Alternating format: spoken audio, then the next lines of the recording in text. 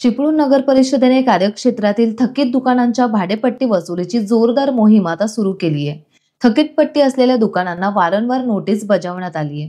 तरीही ज्या दुकानदारांनी नगर परिषदेची थकीत पट्टी भरलेली नाही अशा दुकानांवर कारवाई करत सक्तीने जप्ती करण्यात येत आहे। तसेच अनेक ठिकाणी अनेक वर्ष पट्टी भरलेली नाही अशा दुकानांना टाळे ठोकण्यात आले आहे। नगर परिषदेचे मुख्याधिकारी विशाल भोसले यांच्या मार्गदर्शनाखाली ही कारवाई करण्यात आली आहे।